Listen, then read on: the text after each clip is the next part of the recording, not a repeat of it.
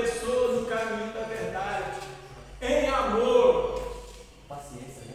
com paciência. O senhor é da época do pastor Walter? Sou. Eu congregava lá, na época do pastor Walter. Naquela época, novo convertido, eu ainda fumava. Eu estive lá, agora estou contando essa instrução de como instruir. Eu tive essa instrução com ele, com o pastor Walter. Amém. Porque eu falo assim, nem todo mundo tem a força de vontade do meu avô. Meu avô, o dia que foi falar, fala assim, eu não vou fumar mais, eu pegou a carteira de cigarro, eu bem no meio da mesa da sala. Nunca mais eu tenho velho depois de um cigarro na boca.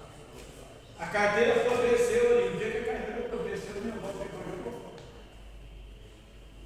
Mas nem todo mundo faz isso. Então cada um ao seu modo. Né? Maledicência é um pecado terrível. Falar mal dos outros não é certo. Ficar apontando erros dos outros não é ensinamento bíblico. Nós não estamos aqui para acusar ninguém.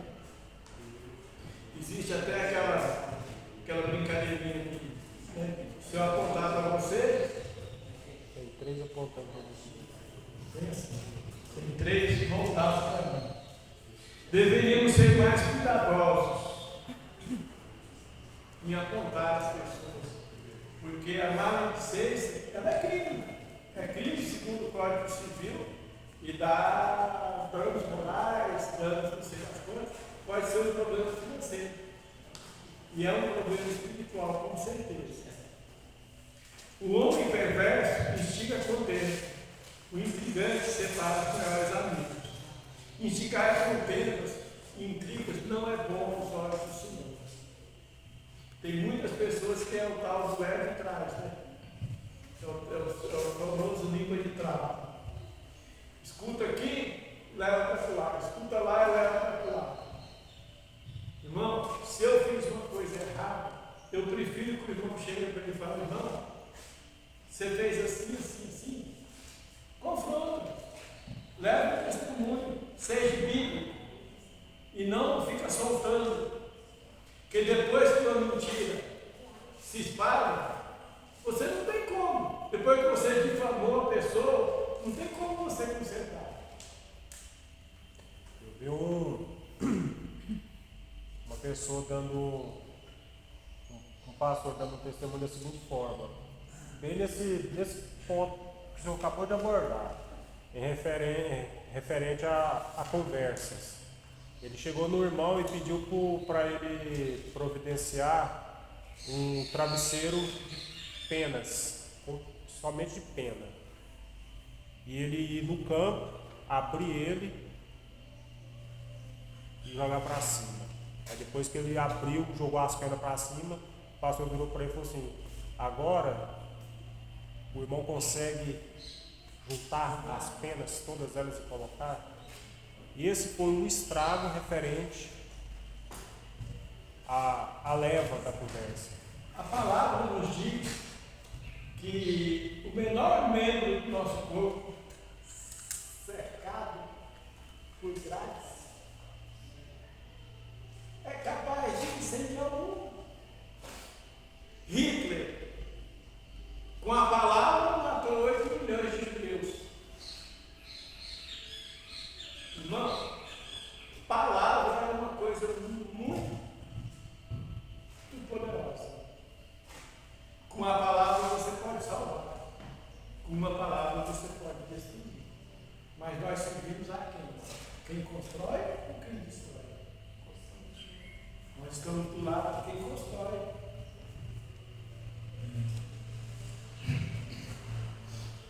Já sou 10, 5. vai até 10, 25. vai dar tempo. Se alguém entre vós, por ele ser religioso, não refria a sua língua, engana o seu coração e sua religião é vã. Se você fala abobrinha, se você não tem autocontrole no que fala e se diz religioso,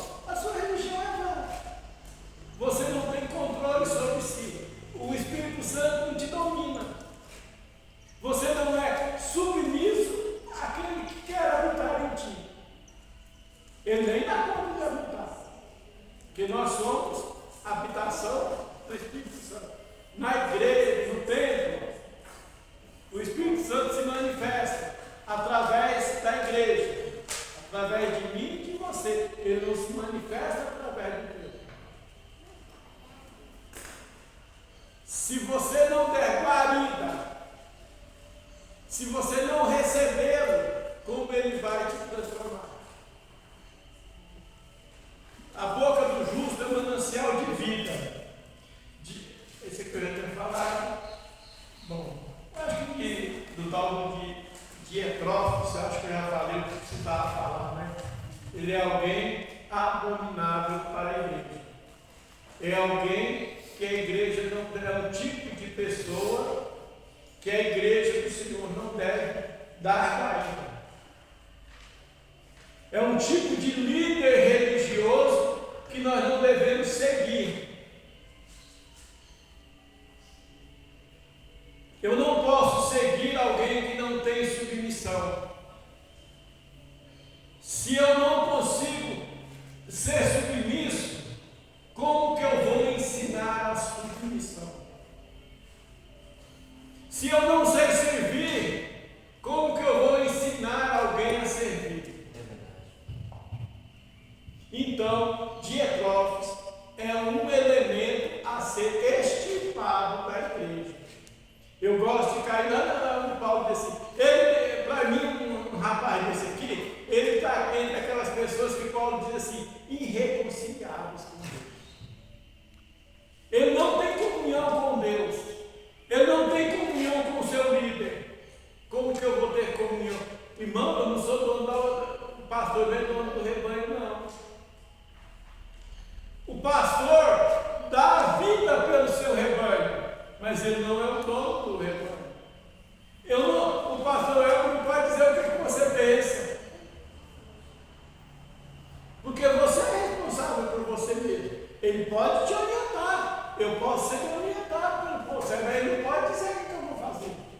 Ele me orienta. E nós temos que ter sensibilidade para saber que é Deus falando conosco, porque é o anjo da igreja. Nós nunca podemos ser juízes e julgadores. Dietrófilo julgava os irmãos, mas não queria ser julgado. Eu falo assim, tem muito crente que ele é muito bom para acusar, mas ele não consegue, ele não tem humildade para receber uma palavra. Nunca é para mim, é sempre para os outros, é sempre um crente pai. Quando é bênção, opa, só é comigo mesmo. Quando é uma exortação, quando é uma correção, quando é um puxão de orelha, a pá funciona, é para o outro, não é para mim. Alguma dúvida até agora? Não, senhor. Não, senhor. Então, o primeiro tópico está pronto.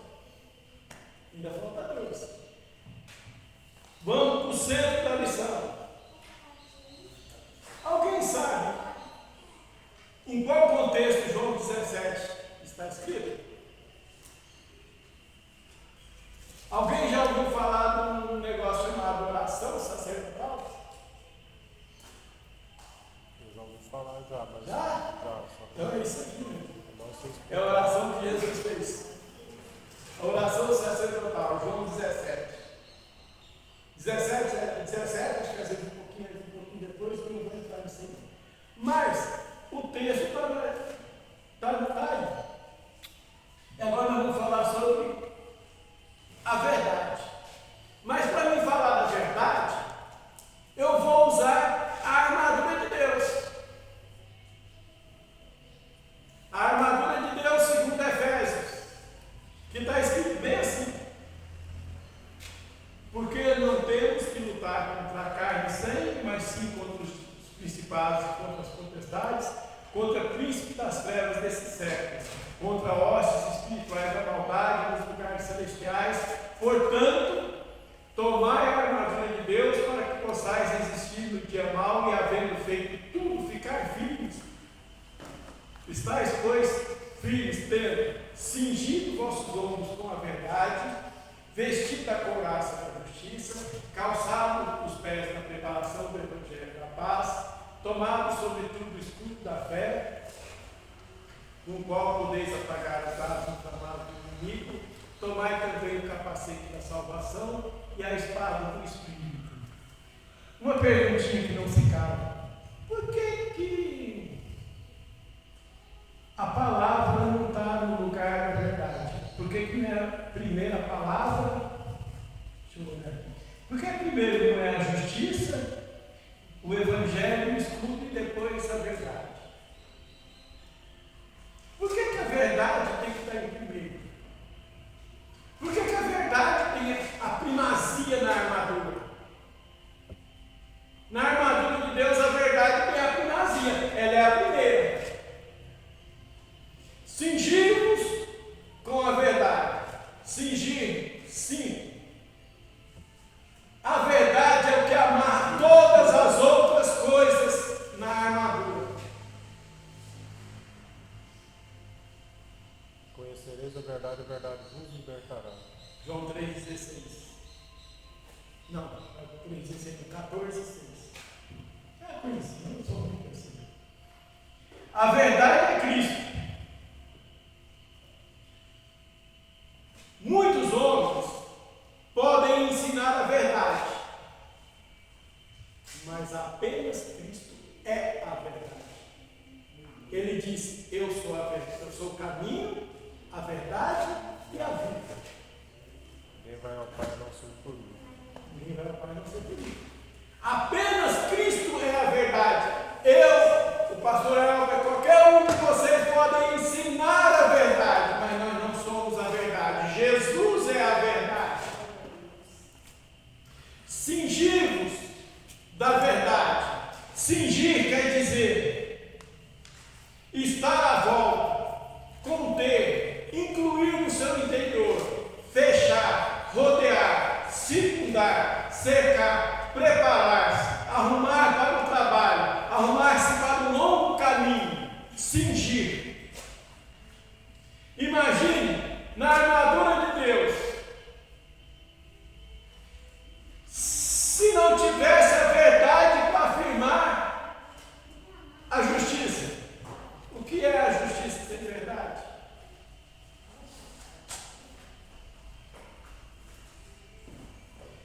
E calçados os evangelhos da preparação do evangelho da paz. O que seria as boas novas do Senhor sem a verdade?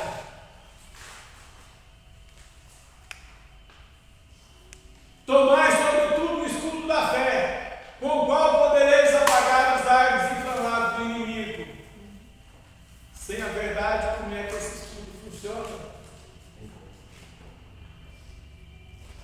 A verdade, ela funciona como se fosse uma blindagem. Por isso, eu vou falar aqui, não sou político não, tá? Conhecereis a verdade, E a verdade vos libertará. Se você conhecer a verdade da inerrância da palavra de Deus, se você conhecer a verdade do amor de Deus, se você conhecer a verdade da justiça de Deus, se você conhecer a verdade do Evangelho, se você conhecer a verdade da fé, irmão, o que você não pode fazer? Você vai virar para aquele irmão que fala, sai daqui para lá, e ele vai sair, vai. Verdade. Sem a verdade, eu posso falar qualquer coisa, se ela não contém, se ela não fizer parte da verdade, se ela não fizer parte da verdade, se ela não for a verdade, ela nada vai valer, nada do que for ensinado, nada do que for falado, nada do que for proferido, sem a verdade.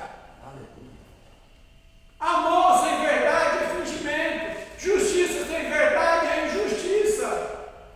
Paz sem verdade não é paz, é guerra. É engano. E quem é o pai do engano? Quem é o enganador por excelência?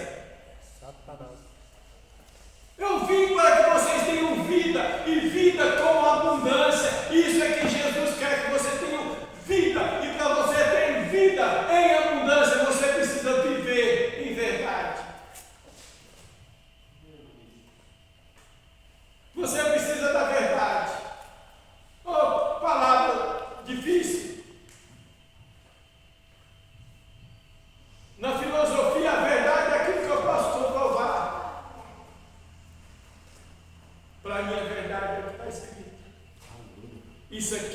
é chamado de a palavra da verdade. A palavra da verdade.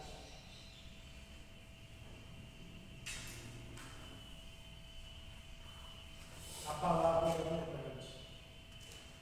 E outra coisa, irmão, mais do que uma palavra, mais do que um valor, a verdade é um atributo de Deus. Mais do que um valor, verdade é um atributo. Sem a verdade, todas as coisas perdem o sentido. Não existe sentido sem verdade. Sem a verdade. Ela comanda as coisas, ela é o norte de tudo.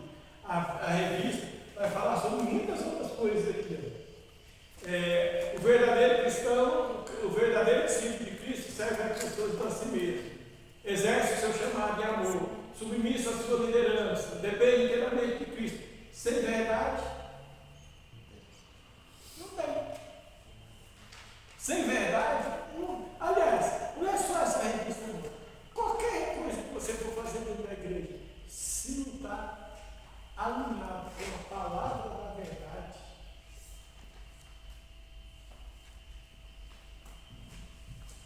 tem que estar alinhado com a verdade, tem que estar no mesmo sentido, tem que se conformar com a verdade, tem que aceitar a verdade, sem restrição. Porque senão nós vamos ver como as pessoas aí é verdade até um certo ponto. Quando me machuca, já não é verdade, foi escrito por homem. Não, irmão, isso aqui foi escrito por homem, foi.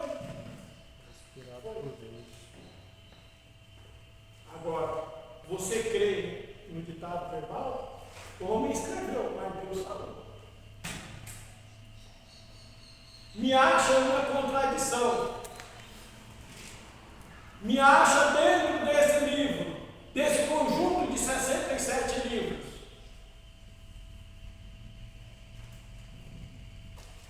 Um versículo que contradiz o outro. Não tem. Você sabe que ninguém me fala nada? Porque não tem. Porque tudo aqui é verdade. Da criação do alfa ao ômega. Do princípio ao fim. É a verdade. Do princípio ao fim, ela relata a história da reconciliação, da reconstrução do homem a Deus. Relata a história da separação até a consumação, que é quando nós vamos morar no céu e habitar junto a Deus. Aleluia. Na presença de Deus. Essa é a verdade. Essa é a verdade. O poder de um discípulo de Cristo. Eu tenho 5 minutos para fechar. Vamos lá. O poder de um discípulo de Cristo. O poder de um autêntico discípulo. O discípulo está relacionado 100% ao Evangelho. Porque Paulo diz que este é o poder de Deus para a salvação de todo aquele que crê. A fonte desse poder é o Espírito Santo. A Bíblia é a única fonte de poder. A Bíblia é a única fonte de poder. Porque está escrito aqui, toda a Escritura divinamente inspirada e proveitosa para ensinar, para redarguir, para corrigir, para instruir em justiça, para que o homem de Deus seja perfeito e perfeitamente instruído para toda boa obra. É isso que a palavra faz para a gente. Para que nós sejamos perfeitos e perfeitamente instruídos. O poder para ensinar, ele deve estar baseado na palavra de Deus. Eu não posso tentar ensinar de mim.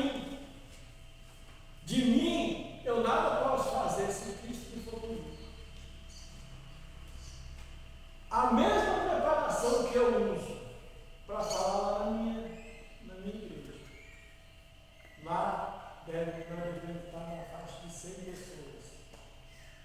Se fosse para uma congregação com 1.000, 2.000, a minha preparação, o meu tempo que eu despendo para fazer isso aqui é o mesmo. Eu gero conteúdo. Isso que eu trago escrito aqui, eu vi em algum lugar algumas coisas, mas muita coisa, igual essa, uma coisa que me veio na mente, eu estava escutando uma pregação que não tinha nada a ver com isso aqui, e foi mencionada a armadura de Deus, e quando eu vi a verdade, como eu estava lidando com a palavra da verdade, a lição falada de verdade, o Espírito Santo colocou no meu coração de colocar isso aqui. Tudo que eu escutei, de aulas online que eu escutei, eu não vi ninguém brincando Efésios 6 nisso aqui. Eu não vi. Eu vi muita gente falando sobre discipulado. Eu vi muita gente falando sobre apostasia na igreja antiga e linkando aquela apostasia com a apostasia que temos hoje. Que tem apostasia hoje também. Mas eu não vi ninguém linkando Efésios. Ninguém pegando a verdade, colocando a verdade como atributo sine qua non, quer dizer, condição sem a qual as outras coisas não podem existir. Eu não posso ministrar se eu não tiver a palavra na verdade. O conhecimento é muito bom, mas se o Espírito Santo não atuar no meio desse conhecimento, ela fica igual ao sino. É um trambolho de copa que bate, retingue, faz um barulhão danado, mas não causa transformação. A palavra ministrada, quem ministra a palavra, quem ensina a palavra, tem que buscar justamente isso, transformação. Quem ministra transformação, ministra mudança de vida, ministra mudança de perspectiva. Quando eu estudo, eu me transformo. Eu mudo a minha perspectiva, já mudei conceitos, já mudei opiniões, mudei. Poder para liderar. Gaio e Demétrio lideravam por quê? Porque eles eram submissos. Eu pulei Demétrio, Demétrio é tão bonzinho que eu pulei ele. Eu achei ele bom demais para falar dele. Porque ele tinha testemunho da igreja, tinha testemunho de João e tinha testemunho da palavra da verdade. Eu pulei ele era muito bonzinho. Porque nós aprendemos mais com Dietrófilo do que com Demétrio. Porque muitas vezes o erro tem que ser falado para ser corrigido. Liderança. Para liderar tem que ser submisso. O maior servo do campo de Campinas é o pastor presidente. Ele é o diácono dos diáconos. Porque se ele não servir, ele não serve para liderar. E para liderar tem que ter o Espírito Santo. E só serve quem tem esse mesmo Espírito Santo. É submissão. Isso é humildade. Não é o fato de você andar com roupa boa ou roupa ruim. É você ser submisso à palavra, ao que a palavra diz. Poder para servir. Ministério. Está ali, na revista do professor tem. Eu achei isso aqui muito bacana. Ministério é serviço, não é ser visto. Entendeu? Ministério pastoral, diaconal, ministério de louvor, ministério que seja, qualquer um que seja, ele é para servir e não para ser visto. Eu ensinei que o poder humano não subsiste aos desafios ministeriais. O poder que devemos buscar de todo o nosso coração é o poder de Deus, derramado pelo poder do Espírito Santo. Esse é o poder essencial para ensinar os irmãos e a servir a igreja de Deus. Quase não vou passar nem 5 Quais são os objetivos da missão? Vamos ver.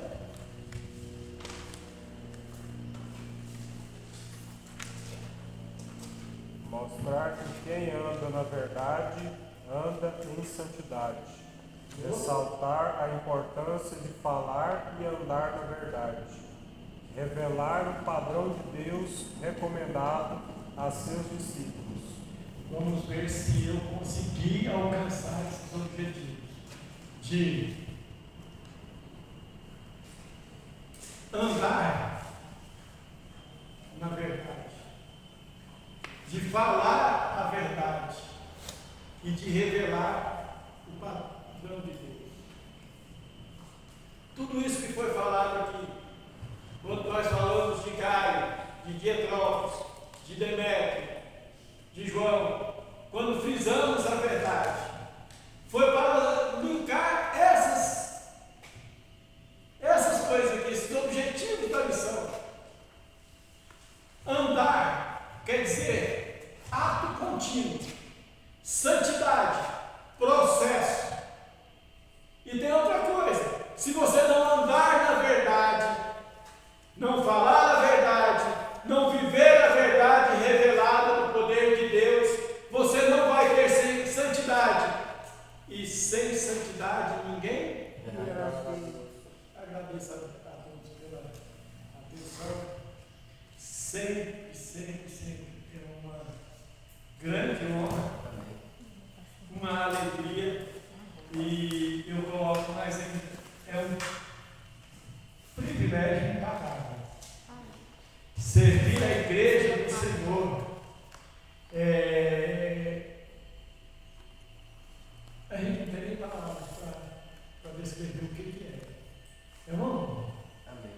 E agradeço ao nosso Deus para que na nossa pequenez, na nossa pouca força, nós temos conseguido levar transformação, levar vidas, levar vida aos nossos corações. Eu revivi com essa lição. Às vezes a gente olha, algumas pessoas olham assim, caramba, mas terceira epístola de João, nem sabia que tinha 3 epístolas. Muita gente nem sabe. E é algo tão rico.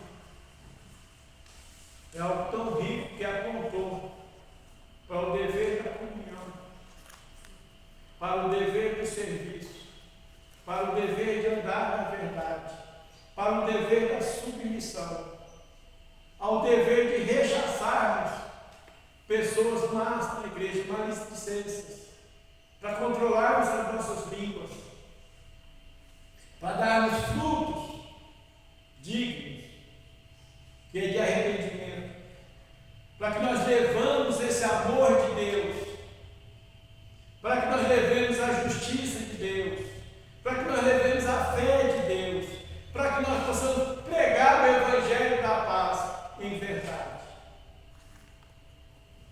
Isso, irmãos. Eu espero que, com muita humildade, que a gente tenha conseguido alcançar os objetivos da missão. Amém? Agradeço.